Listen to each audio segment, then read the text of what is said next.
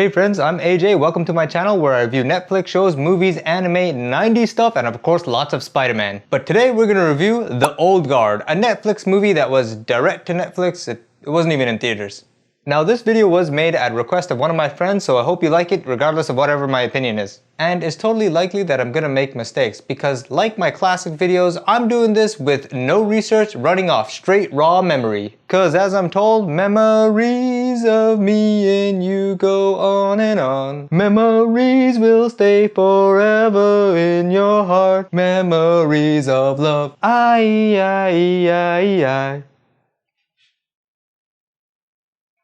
Sorry, that was 90s stuff. Anyway, The Old Guard. There's not just gonna be spoilers in this video, there's gonna be super spoilers, so let me tell you what I think first and then you can decide if you wanna watch this video or not. Meh.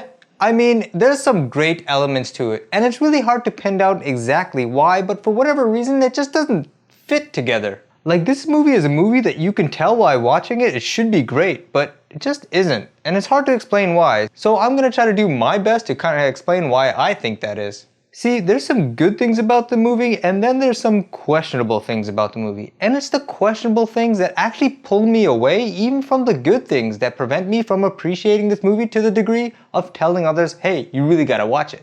But I guess cause it's on Netflix and it's not in theaters, you don't really gotta pay extra just for it. So if you're gonna watch it, go ahead, it's fun, it's not a terrible movie. But on the other hand, if you're saving it for like a special movie night or a special date night or like a real sit down and experience this thing, like you're not gonna get an experience out of this movie. So now do you want the spoilers or not? I'm gonna answer that for you. Yes, of course you do, because you're here watching YouTube and I'm on right now, so why not keep listening to me? So let's talk about the good. So firstly, I gotta say, even though I'm male, I'm really happy with the portrayal of women in this movie. I did promise not to be social political on this channel, so if you don't want to hear my thoughts on feminism because feminism triggers you, or because I'm a male and males thinking that they should have an opinion on feminism triggers you, right or left, whichever spectrum you're coming from, if this is gonna bother you, you're welcome to skip this part completely. It's not gonna bother me, just please keep watching and don't hold it against me. Here's a time code to skip the part of women's talk. But now to start, the two main characters, Andy, the first and oldest immortal, and Nile, the newest and I guess sort of youngest, therefore immortal, are both women. It's not an all-female movie, and at the same time, neither of them are like perfect Mary Sue characters. A Mary Sue is like a perfect girl that can do anything. And sometimes this perfect girl, Mary Sue, comes in the form of a you go girl trope. A Mary Sue of the You Go Girl variety is created just for female empowerment, and that can be kind of cringy nowadays. Because while it's important to create these kind of characters, you know, characters that really aggressively challenge the mold and try to break the ice, female characters also deserve actual character development, and powers that are actually grounded in reality and not just there to be absolutely perfect in order to challenge the preconceptions of the audience. In this case, Andy, the main female character, is the most powerful of them all, but that's because she's been alive the longest. So being alive the longest means that she has amassed the greatest amount of knowledge, including the greatest amount of knowledge in combat. I mean, I think that is an excellent explanation as to why this person, regardless of gender, just happens to wield more ability, even though all of them are immortal, including other guys. And at no point in the movie do you really feel like they're trying to pat themselves on the back and be like, yeah, we're heroes, and we're girls. Like, girl power and all that is absolutely great to challenge a long history of a male-dominant characterization of heroes. But at some point, if you don't move on to normalize female heroes, but instead continue to point to, and we're women, yay for us, it keeps female heroes as a spectacle, and that spectacle will hold them back from being normalized. Now, a similar thing happens when you have an all-female role movie. It makes being a woman a spectacle. And yeah, it is spectacular at first when you're first challenging the misogyny because there's been such a long history without them there. But actually, at some point, continuing to do that only actually reinforces the misogyny. Because those who are the misogynists in the audience will then take that as a reason to be like, hey, see, women can only be heroes when men aren't around. Well, the Old Guard does away with that. You have powerful women, in my opinion, good characterization, and I never felt like at any point they were trying to make it a point that they were women. And they were on a team with other powerful men who also had the exact same superpower, yet they had a very good, reasonable explanation as to why the main leader is the most powerful, who just happens to be a woman, and whose power is perfectly grounded in a sensible fashion. That normalizes that heroes are just heroes. Men, women, others, doesn't matter. But knowledge matters, and knowledge is power.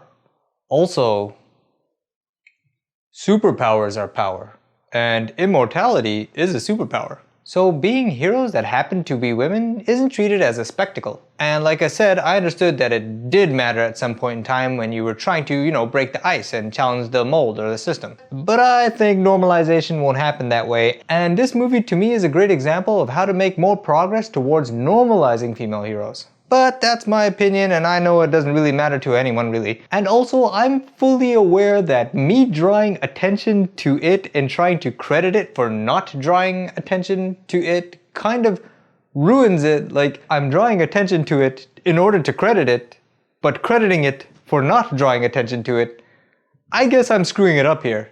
Sorry. Anyway, those are my man thoughts. That's a joke.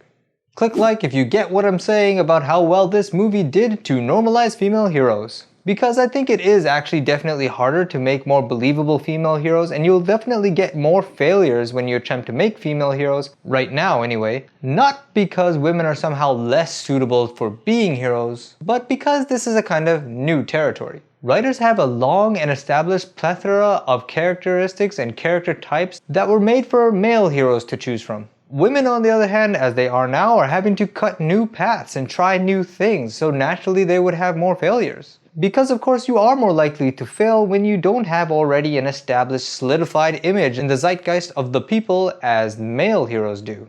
It's actually much harder to make new things than just reuse old things that have already worked for so long. The one thing some writers do then, maybe because it's a lack of imagination or maybe just because it's kind of hard, is, or it's just a trying. But some writers then think they can simply take certain characteristics or certain tropes from male heroes and just apply them onto a woman, and boom, you have a female hero. And they do that rather than trying to envision a female hero with their own tropes and stuff, novel things. Sometimes that still works, and sometimes it doesn't. In Andy's case, it works when she's fighting, because it's still grounded in reality like I discussed earlier, and fighting is stereotypically thought of as a sort of male-dominant activity. But then they also try to make her an alcoholic, drinking that bottle, which actually comes kind of like from a tough guy trope, which kind of being a careless, alcoholic kind of person who smokes and drinks actually comes from a kind of anti-hero, tough guy, renegade hero trope from males. So moments like that, it literally seemed like they just wanted to make Andy seem like the cool, tough guy, and they gave what they thought were cool, tough guy things and just put it on her to make her appear as if she's that kind of character. At least the drinking thing is one of the ways they try to convey that. And to that I'm just like, hey, for some reason this time it's not working. Sure, drinking can make you funny and stuff, but to me it really felt like Andy didn't need to have to take this toxic habit from the old tough guy trope in order to convey her own powerful character.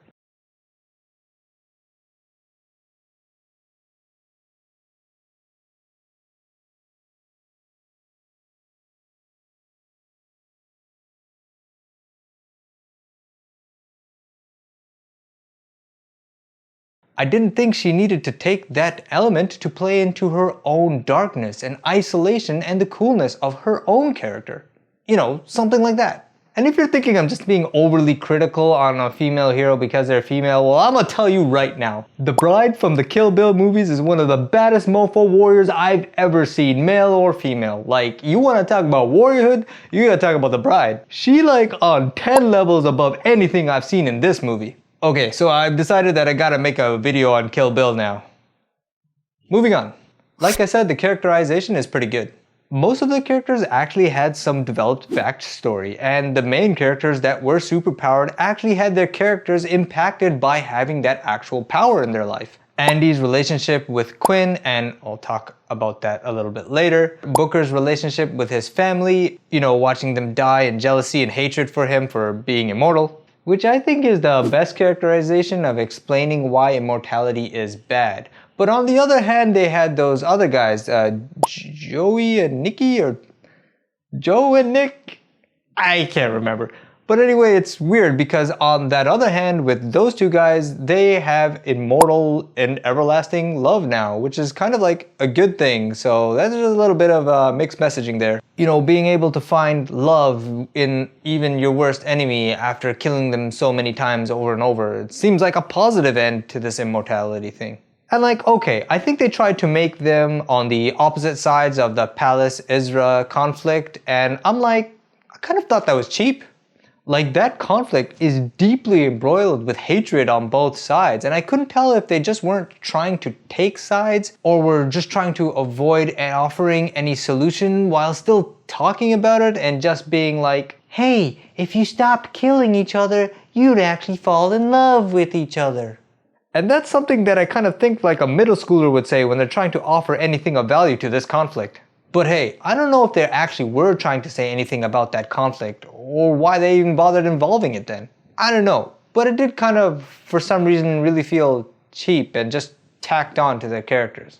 Moving on, Copley, the CIA agent or ex-CIA agent, he actually has good characterization and his motivation explained because, you know, he's watched his loved ones die and he wants to be able to prevent that sort of sickness and death by going along with the bad guy, I think his name was Sebastian, and his plan to kind of study and get these powers off these immortals to help benefit the world health-wise. But with Sebastian in mind, I gotta get towards the more questionable parts of this movie. This movie has elements that would be great, but just don't fit together in ways that I sometimes don't even understand. Like that fight in which Andy takes on like pretty much a small army, and I know we're supposed to feel massively impressed that she defeats all of them much like Nile does, but I wasn't. I mean, the fighting was there, but it just didn't seem maybe sharp enough. It definitely didn't seem like, it wasn't like clearly on the spot special skill thinking. It seemed much more like a choreographed dance almost. Like, I can't really tell, but that whole experience just fell flat. This whole close quarter combat thing, by the way, with guns, you might think, oh, it's like John Wick, but no, if you want to talk about close quarter combat with guns, you gotta talk about gun kata. Gun kata was designed for and made for a movie called Equilibrium. Now that was dope. For that time, that was like new and really awesome for the audience to really see. But what Andy's doing here is okay. I get it, she's fighting, she kicking butt, yeah, cool, I get it. So I can't really exactly say why we're not as impressed as we're supposed to have been. I can't really tell. If you can figure it out, let me know in the comments below. Why did this scene fall flat? Now what I do know is all the other times the questionableness pulled away from the movie. And that questionableness figures right in the beginning of the movie, and it kind of puts you in a kind of skeptical position about the movie throughout the entire film then on. Namely how at the beginning of the movie they were tricked into going into this basement. Like the element of, oh, it's a setup right in the beginning of the movie is a cool element of the narrative, but how on earth are these super assassins all going into the same hole and none of them staying back to watch the entrance, and then they all just line up? They're just standing there in a lineup formation as if they're expected to be executed against a wall type of thing. Like, this is not tactical at all. Like, none of this is even remotely tactical, and maybe this could be less jarring a few decades ago, but not in today's day and age. Especially when there are so many video games and so much of the population plays video games, and a big part of video games is first-person shooters. Knowing group tactics of how to enter places, how to watch your back, how to not just line up so you can get sprayed by bullets by the enemy, like those are basic things that people tend to know nowadays. So just thinking that we can have, oh yeah, we're gonna have all the characters just go down the hole and then perfectly line up in four like that's a good formation. It's like, yeah, oh yeah, they're super assassin characters. They know a lot of things. They have a lot of skills. No, they wouldn't do that. That doesn't make sense. It's terrible formation on a basic tactical level. And at the same time, they couldn't tell immediately that this is a setup. I think they had to wait for people to come out with guns for them to even comment, oh, this is a setup. And I'm like, what? You didn't realize this was a setup? Bro, come on. As soon as they went down in that hole and they saw like a perfectly hygienic cement room, I would have been like, yo, we gotta get out of here. I mean, you blow into a hole to save a bunch of girls that were kidnapped, and yet you're seeing a room like this. You should know something's up and be able to get out of that situation. And I know they're immortal, they can survive this, but still, you should be tactical at least. Then right after that, they have Coldplay.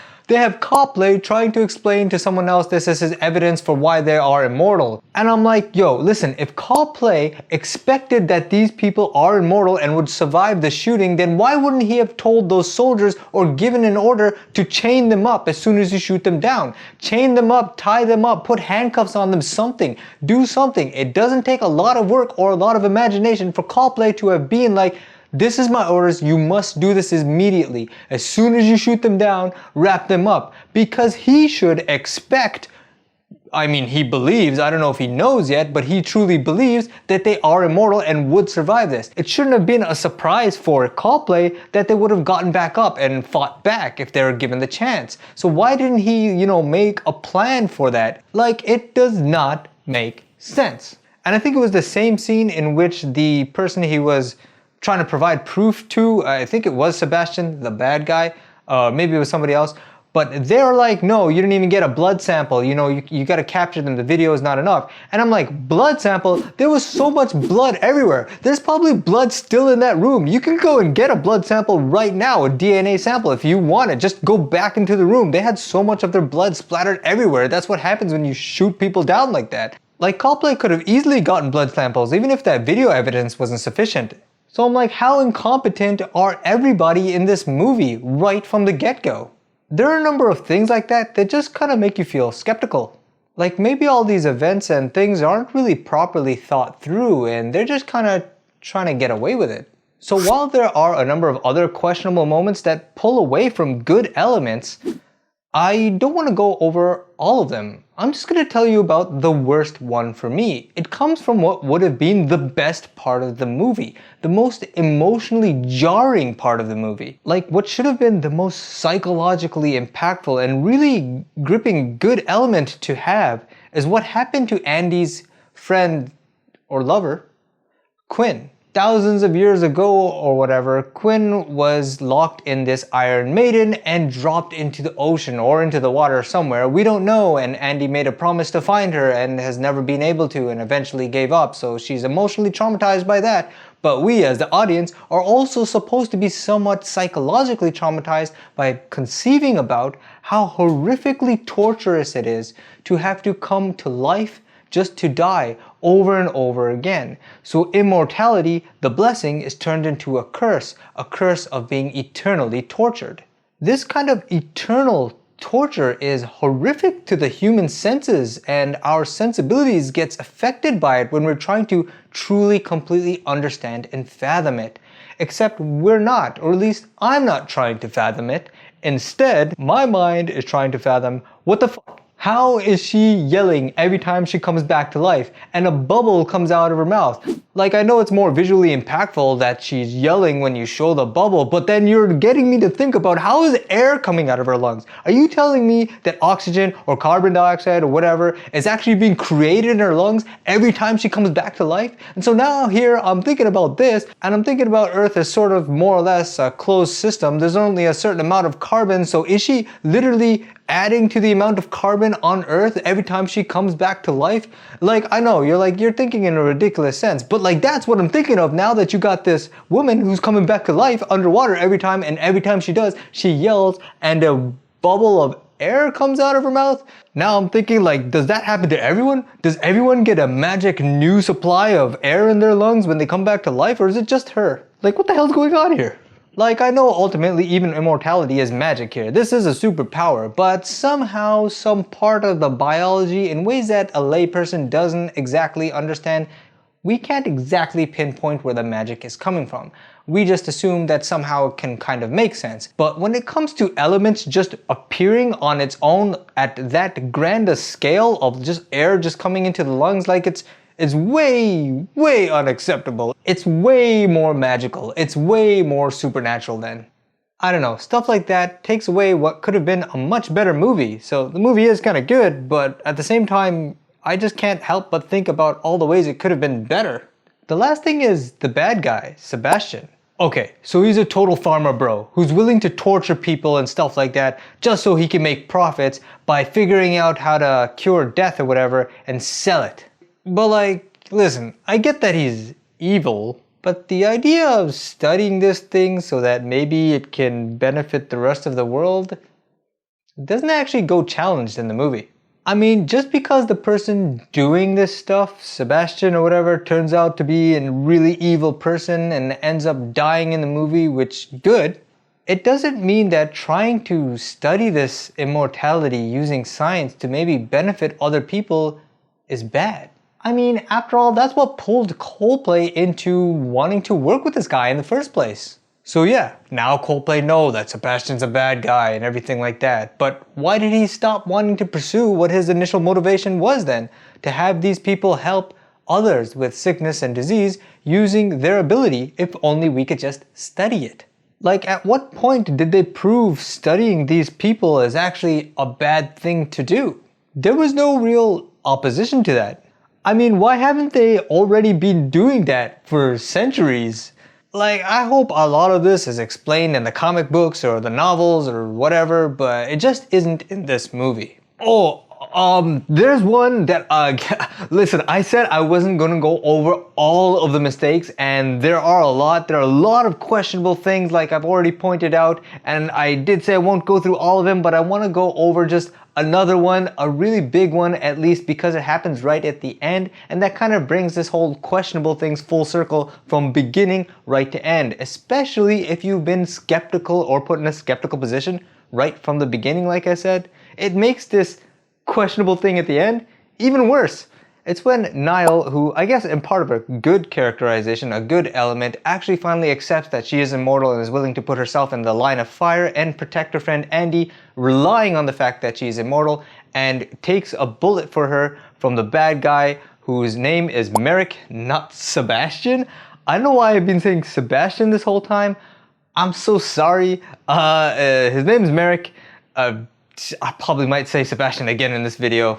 Sorry, again, I didn't do research before watching this. In fact, I didn't even just watch the movie. I watched the movie actually a couple of weeks ago, so memories. Anyway, Nile, using her power, protects Andy, takes a bullet for her, grabs the bad guy Merrick and takes him out the window, and they fall all the way down.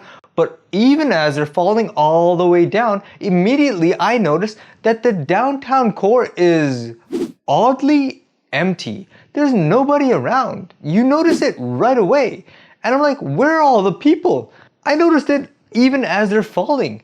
But everyone else apparently had enough time to get into the elevator and ride the elevator all the way down to come out and then watch Nile come back to life, and they even have a moment to reflect on it, and Nile has a moment to reflect on what she just did, and still there's just nobody around. It's just completely empty, and it's really jarring and weird, especially for a city boy like me, to look at the downtown core or any downtown core and just not see people everywhere. So people are not everywhere. That takes massive effort to do that. Now that's a spectacle. And so I choose to pick on this flaw not just because it's at the end and it brings this whole thing full circle, but also because it's a perfect example of how it seems like they're just gonna try to pull a quick one on us.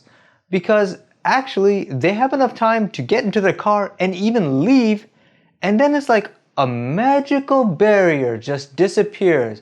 A magical barrier that was holding the general public back until just the right time, and then it's like the entire general public all appears, like a whole crowd appears at the exact time when they're about to leave, and even a cop car shows up, and you're just like, yo, what was holding all these people back? And only one person had their camera phone out? Like, you know, it was a good character element for the character arc of Nile to accept her immortality and use that power to her advantage to protect Andy and really understand what immortality means, be willing to jump off a building.